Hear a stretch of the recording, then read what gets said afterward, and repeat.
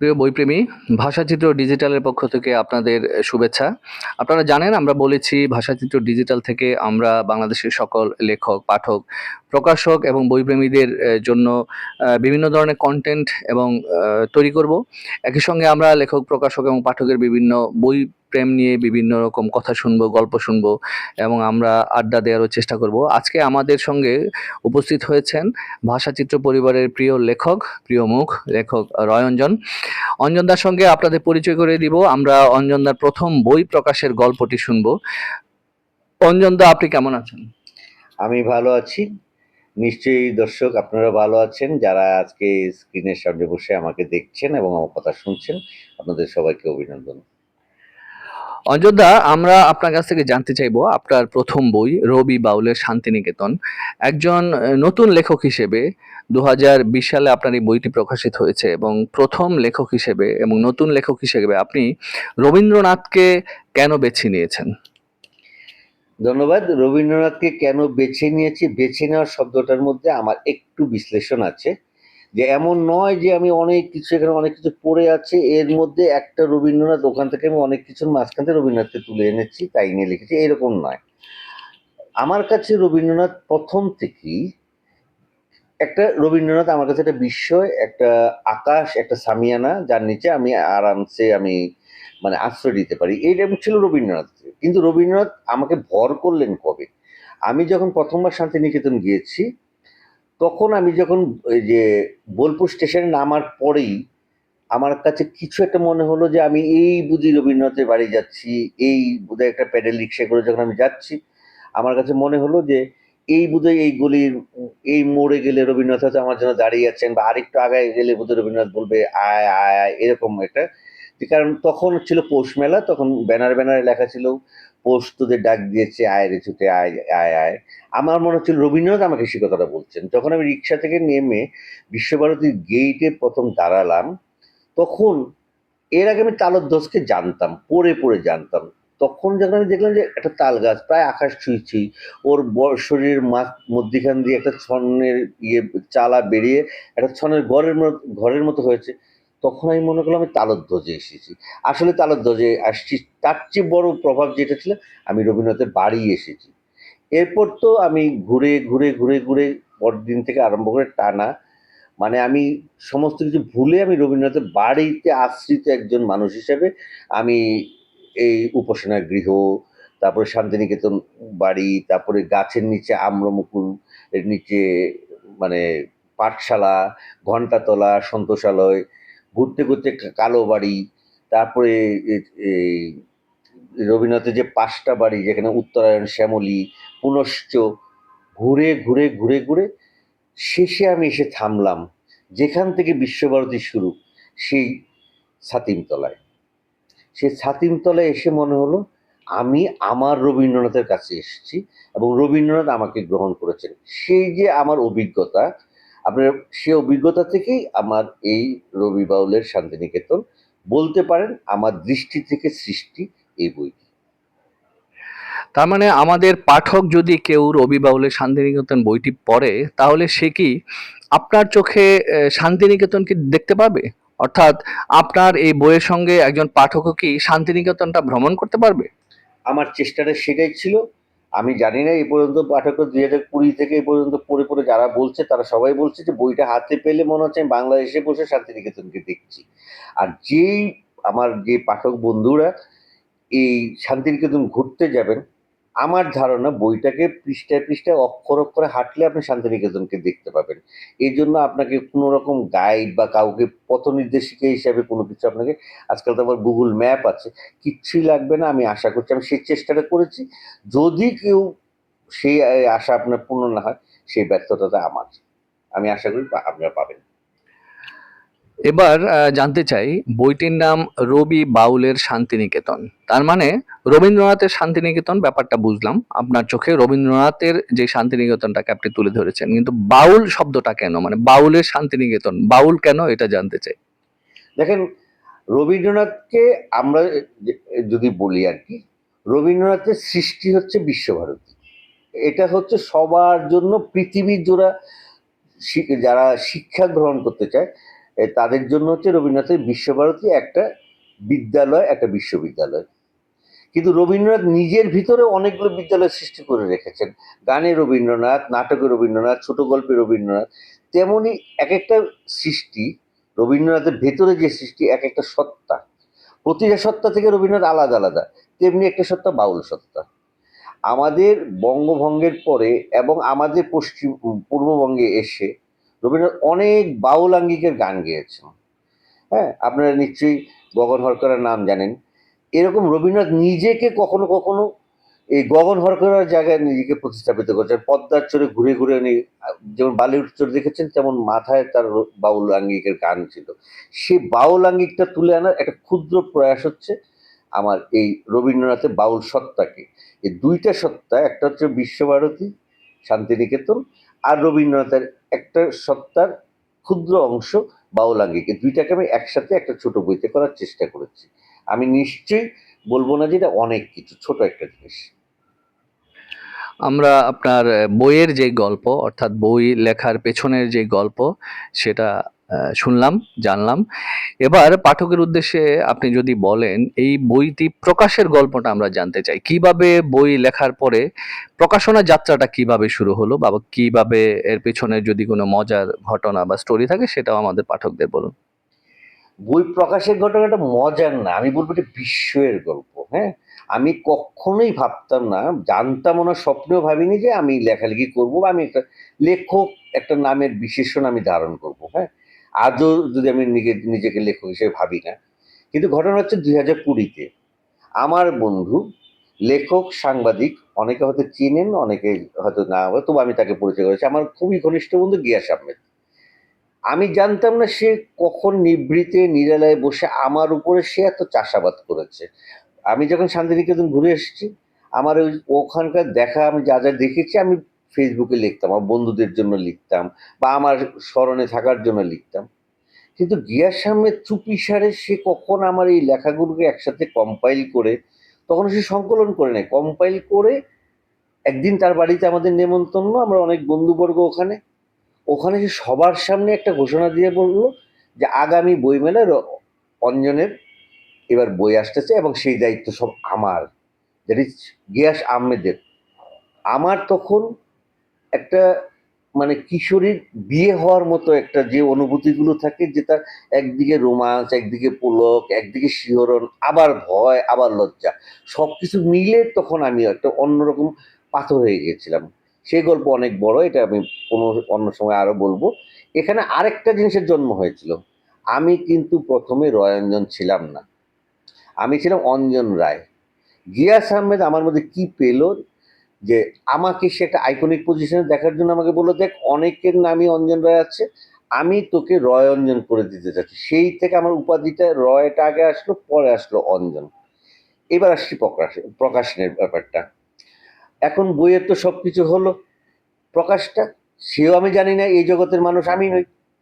একদিন ভাষা আমরা বিশ্ব বিশ্ব সাহিত্য কেন্দ্রের ছাদে বসে আড্ডা মারছি। আমি জানতাম না ওখানে গিয়াস আহমেদ এই আয়োজনটা করে রাখছে। একজন ভদ্রলোক আসলেন, ইয়াং, মানে দেখতে বেশ, দেখতেই মনে হচ্ছে সৃষ্টিশীল মানুষ। উনি আসলেন, কথা বললেন, হ্যান্ডশেক করলেন, আমি জানলাম উনি প্রকাশক। এবং ওনার সাথে অল্প কিছুক্ষণ কথার পরে ওনার গিয়াস আহমেদের প্রতি হয়তো সেই নির্ভরতা আছে, অথবা গিয়াস আহমেদের তার প্রতি সেই ভরসা আছে। দুজনে মিলেমিশে উনি বলে ফেললেন রবীন্দ্রনাথের বই আমি করব। তিনি ছিলেন ভাষাচিত্রের কর্ণধার, আমি যাকে বলি যে একটা স্বপ্নভোগ মানুষ। উনি স্বপ্নকে গিলে গিলে খান, এমন একজন মানুষ, মানে উদর পূর্তি ভরেন, তার পেট ভর্তি স্বপ্ন। সেই মানুষটা আমার দিকে হাত বাড়াই দিলেন। আমি কিচ্ছুই বুঝিনি, মানে হতে হতে হতে দেখালে আমার বইয়ে হয়ে যাচ্ছে। সেই বইটা ছিল ভাষাচিত্রের ঘরে আমার জীবনের প্রথম লেখা এই রবি বাউলের শান্তিনিকেতন। সেই থেকে আজও আছি ভাষাচিত্রের একজন হয়ে। ভাষাচিত্রের কাছে আমার প্রচন্ড কৃতজ্ঞতা এবং খন্দকার সোহেলের প্রতি আমার শ্রদ্ধাবোধ। আমাদের দেশে অসংখ্য তরুণ লেখকরা তাদের বিভিন্ন ধরনের পাণ্ডুলিপি, বিচিত্র বিষয় নিয়ে পাণ্ডুলিপি নিয়ে উদ্ভ্রান্তের মতো বিভিন্ন জায়গায় ছোটাছুটি করে এবং অনেকে হতাশাও হয়, হতাশাও ব্যক্ত করে যে তাদের বই প্রকাশের কোনো ধরনের স্কোপ পাচ্ছে না কিংবা বই প্রকাশ হচ্ছে না। সেই হিসেবে আপনার কাছে জানতে চাই, মানে এইরকম আপনার মতো যদি একজন গিয়াস আহমেদ পথ প্রদর্শক হিসেবে যদি একজন লেখকের সামনে, তরুণদের সামনে দাঁড়ায়, তাহলে নিশ্চয়ই তারা একটি রাস্তা খুঁজে পাবে। আপনার কি অভিমত? আমার অভিমত বা আমার মতামত, অথবা আপনাদের যারা নতুন পাণ্ডুলিপি নিয়ে ঘুরছেন তাদের জন্য আমার কথা, আমার হয়তো সৌভাগ্যক্রমে একজন পথ প্রদর্শক পেয়েছি, কিন্তু সবাই তো একজন গিয়াস আহমেদ পাবে না। আপনি খুঁজবেন তেমন একটা হাত, যে হাতটা ধরে আপনি অনেক দূর যেতে পারবেন, যে হাতটার মধ্যে পরম মমতা থাকবে, যে হাতটা ধরে আপনি অনেক দূর যে গেলেও ক্লান্ত হবেন না, সেটা হচ্ছে একটা প্রকাশকের হাত। আপনি ওই রকম একজন প্রকাশক ধরেন, খুঁজেন, এবং আমি মানে বলছি আপনি খুঁজলে পাবেন না এমন কোনো কথা নেই। যেমন আমি খন্দকার সোহেলকে পেয়েছি, সেই যে শুরু করেছে আস্তে মধ্যে আমাদের হাতের এতটুকু দুজনে হাত স্খলিত হয় নাই, একটু নড়াচড়া হয়নি। আপনি সেই জায়গায় চেষ্টা করেন, একজন ভালো প্রকাশক যে স্বপ্ন দেখতে জানে এবং আপনার স্বপ্ন পূরণ করার দায়িত্ব যে নিতে পারে। তো সেই জন্য বলছি। আর বই প্রকাশ, বই প্রকাশটা কি, বইটা কি, আপনি যা ভাবছেন, আপনি যা ধারণ করছেন, আপনি যা বলতে চাচ্ছেন, আপনি যা শোনাতে চাচ্ছেন, সেগুলো তো অক্ষরে প্রকাশ করছেন।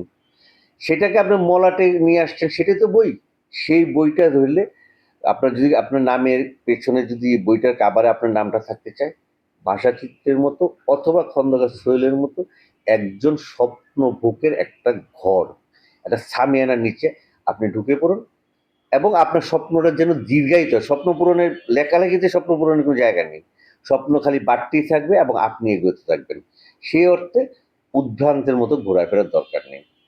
শুধু একজন একটা হাত ধরুন, যে হাতটা আপনার ভরসার, যেমন আমি পেয়েছি।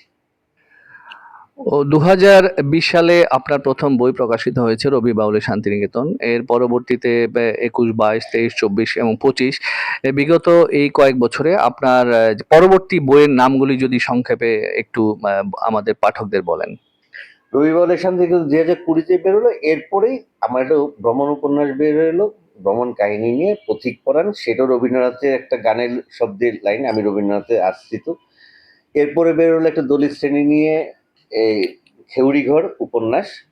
এরপরে আসলো আমার রবীন্দ্রনাথের গানের গল্প, গল্পের গান, গানের পেছনের গল্প এবং গানের সামনের গল্প নিয়ে। আর সর্বশেষ গত বছর যেটা আসলো সেটা হচ্ছে আমার রবীন্দ্র আলোয় আলোকিত 20 জন বরেণ্য ব্যক্তিদেরকে নিয়ে, রবি গগনের তারা, রবীন্দ্রনাথের আকাশে যে তারারা আছে সে তারাদেরকে নিয়ে, রবীন্দ্রনাথের আশ্রয়ে বা প্রশ্রয়ে বা সংযুক্ত থেকে যারা ছিলেন তাদেরকে নিয়ে আমার রবি গগনের তারা, এই পর্যন্ত আমি পড়েছি আর কি। এই যে আপনার 5টি বই, তার মধ্যে একাধিক বইয়ের একাধিক মুদ্রণ হয়েছে এবং আপনার মতে কি মনে হয় যে এই যে রবীন্দ্রনাথের মতন একটি কঠিন বিষয় নিয়ে আপনার যে বইগুলি, রবি বাউলের শান্তিনিকেতন এটার 2য় মুদ্রণ হয়েছে, রবীন্দ্রনাথের গানের গল্প, গল্পের গান এটার একাধিক মুদ্রণ হয়েছে এবং পরবর্তীকালে আমরা দেখেছি যে আপনার এই বইগুলি শুধু বাংলাদেশে নয়, বাংলাদেশের বাইরে ভারতের বিভিন্ন বাংলা ভাষাভাষী পাঠকের কাছে যেমন ছড়িয়ে পড়েছে, একইভাবে আমরা কিন্তু আমাদের ওয়েস্টার্ন কান্ট্রিতেও দেখেছি যে আপনার বিভিন্ন লাইব্রেরিতে আপনার বই পৌঁছে গিয়েছে। আপনি এই যাত্রাটাকে কিভাবে দেখবেন এবং এই যে কঠিন বিষয় এবং একজন নতুন লেখকের এই কঠিন বিষয়ের বইগুলি এইভাবে সমগ্র বিশ্বে ছড়িয়ে পড়াটাকে আপনার লেখক সত্তার দিক থেকে আপনি কিভাবে বিচার করবেন? এক্ষেত্রে আমি এটা আমার একদম একদম নিরেট আমার ব্যক্তিগত একটা অনুভূতির কথা বলি। একটু আগে আমি বলছিলাম, স্বপ্ন কখনো, লেখালেখিতে স্বপ্ন কখনো পূরণ হয় না, স্বপ্ন বাড়তে থাকে। তেমনি আজকে আমার বইগুলো এখানে গিয়েছে, বিভিন্ন লাইব্রেরিতে গিয়েছে, আমেরিকাতেও গিয়েছে, ভারতবর্ষে অনেকগুলো লাইব্রেরিতে গেছে, বাংলাদেশে তো আছে। আমি যদি আজকে আত্মতৃপ্তিতে ভুগি, আমার পথ চলা কিন্তু থেমে যাবে। কিন্তু আমার যেহেতু টপিকসটা রবীন্দ্রনাথ, আমার আশ্রয়টা রবীন্দ্রনাথ, আমি ধরে নেব, আমি বলবো, স্বীকার করব, সাক্ষ্য দেব যে সমস্ত কৃতিত্ব রবীন্দ্রনাথের। আমি শুধু তার পূজারী, অথবা আমি তার সামিয়ানার নিচে, এবং আমি শুধু রবীন্দ্রনাথের একজন পথিক। আমি অক্লান্ত পথিক হয়ে কাজ করতে চাই। আরও যত দূর যায়, আমি আর, আমার আশা বা আমার চিন্তা রবীন্দ্রনাথের হাত ধরে ওই বইয়ের অক্ষর অক্ষরে আমি সারা বিশ্ব ব্রহ্মাণ্ডে যদি আমার আয়ত্তে কুলায় আমি সেটুকু চলব। আপনার নতুন বই, আগামী বইমেলা কিংবা পরবর্তী যেই বইটি, সে বইটি কিসের উপর এবং সেটা নিয়ে পাঠকদের যদি সংক্ষেপে কিছু বলেন? এখানে নতুন বই বলতে আমি যে কাজটা করছি এখন, রবীন্দ্রনাথ, একজন রবীন্দ্রনাথ, উনি এমন ধাতুতে তৈরি, যতবার উনি আগুনে পোড়েন ততবার উনি শাইনিং হন। রবীন্দ্রনাথের জীবনের সে আগুন হচ্ছে মৃত্যু। ওনার জীবদ্দশায় আমার মেমোরি যদি ভুল না করে বা আমার ক্যালকুলেশন যদি ভুল না হয়, ৪৯ জন, ৪৯ জন একদম কাছের মানুষের মৃত্যু উনি দেখেছেন, এবং প্রতিটা মৃত্যুতে রবীন্দ্রনাথ একজন নতুন রবীন্দ্রনাথ, একজন শাইনিং রবীন্দ্রনাথ, নতুন নতুন সৃষ্টি। এ আমার কাছে বিস্ময়কর ছিল। আমি ভাবছি যে এই পথটা আমার না ধরলে হবে না। আমি ওই পথে এতদিন বিচরণ করতে করতে আমি এবার মৃত্যুর মিছিলে রবীন্দ্রনাথ নামে আমি প্রথম মানে সংখ্যায় ২৫ জনকে নিয়ে আমি কাজটা করছি, একদম রবীন্দ্রনাথের স্ত্রী, সন্তান, মাতা, পিতা, সেই নিয়ে আমি মৃত্যুর মিছিলে রবীন্দ্রনাথ নামে আমি কাজটা করছি। আশা করছি এটা এবছর প্রথম খণ্ড আসবে এবং আমি পরবর্তীতে দ্বিতীয় খণ্ড আনবো, আর নতুবা আমার দায় মুক্তি হবে না। অনেক কিছুই শুনলাম। এবার ভাষাচিত্র এবং তার নতুন লেখকদের জন্য আপনার কিছু পরামর্শ চাইবো। সেটি হচ্ছে যে ভাষাচিত্রের জন্মই হয়েছে নতুন ভাবনা নিয়ে। আমরা বলেছিলাম যে প্রতিশ্রুতিশীল লেখক বা প্রতিষ্ঠিত লেখকদের পেছনে নয়, আমরা প্রতিশ্রুতিশীল লেখকদের পেছনে আমাদের সময়, আমাদের স্বপ্ন আমরা বিনিয়োগ করব এবং আমরা প্রতিষ্ঠিত লেখক তৈরি করব। আমাদের এই যাত্রায় আমরা অসংখ্য লেখকের প্রথম বই এবং অসংখ্য বই প্রকাশ করেছি এবং আমরা এখনো আমাদের সেই সাপনিক রাস্তায় আছি, আমাদের যাত্রাপথে আছি। আপনি যদি আমাদের যারা নতুন লেখক আছে তাদের উদ্দেশ্যে যদি কিছু বলেন যে তাদের বইটি প্রকাশের ক্ষেত্রে, তাদের বইটি তাদের সাপনিক যে যাত্রাপথ সেটি পূরণের ক্ষেত্রে তাদের কি করণীয়, আপনার অভিজ্ঞতা থেকে যদি নতুনদের উদ্দেশ্যে কিছু বলেন। নতুনদের উদ্দেশ্যে একটা কথাই বলবো, এই যে যে কথাটা নতুন লেখক, বই প্রকাশ, স্বপ্নবাজ, এই শব্দগুলোর প্রতিটার উদাহরণ আমি নিচে। আমি তখন এই কাজটা করেছি বলে আমি ভাষাচিত্রের ছাউনিতে আমি ঢুকতে পেরেছি। সুতরাং ভাষাচিত্র ওই যে প্রতিষ্ঠিত লেখকের পেছনে যে ঘুরে না এবং প্রতিশ্রুতিশীল লেখকের সাদরে আমন্ত্রণ জানায়, এই দুইটার উদাহরণ ভাষাচিত্র নিজে এবং আমার নিজের চোখে দেখা।